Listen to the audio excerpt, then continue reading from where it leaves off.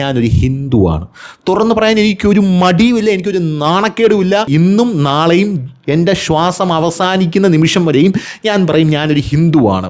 നമ്മുടെ ഗോപാലകൃഷ്ണൻ സാറ് ഞാൻ വളരെ ഇഷ്ടപ്പെടുന്ന ഒരു മനുഷ്യനാണ്. അദ്ദേഹം പറഞ്ഞ ഒരു കാര്യമുണ്ട്, നമ്മൾ പോയി പ്രാർത്ഥിക്കുമ്പോൾ നമ്മളൊരു കാര്യം കൂടെ പ്രാർത്ഥിക്കണം. അതായത് ഈ ജന്മത്തിലെന്നല്ല, അടുത്ത ജന്മം എന്ന് പറയുന്ന ഒരു സാഹചര്യമുണ്ടെങ്കിൽ, ഒരു സാധനമുണ്ടെങ്കിൽ അവിടെയും ഒരു ഹിന്ദുവായി ജനിക്കാൻ കഴിയണേ ഭഗവാനെ എന്നുകൂടെ പ്രാർത്ഥിക്കണം. അങ്ങനെ കൂടെ എൻ്റെ പ്രാർത്ഥനയിൽ ഉൾപ്പെടുത്തുന്ന ഒരാളാണ് ഞാൻ. എനിക്കത് പറയാൻ യാതൊരുവിധ മടിയുമില്ല, യാതൊരുവിധ ലജ്ജയുമില്ല, അഭിമാനത്തോടു കൂടിയാണ് പറയുന്നത്. ഞാനൊരു ഹിന്ദുവാണ്. ഒരു ഹിന്ദുവിന് മാത്രമേ ഒരു പൂർണ്ണമായിട്ടുള്ള ഒരു മതേതരനാകാൻ കഴിയൂ എന്ന് വിശ്വസിക്കുന്ന ഒരാൾ കൂടെയാണ് ഞാൻ. അതുകൂടെ ഞാനിപ്പോൾ തുറന്നു പറഞ്ഞേക്കാം, അങ്ങനെ കൂടെ വിശ്വസിക്കുന്ന ഒരാളാണ്.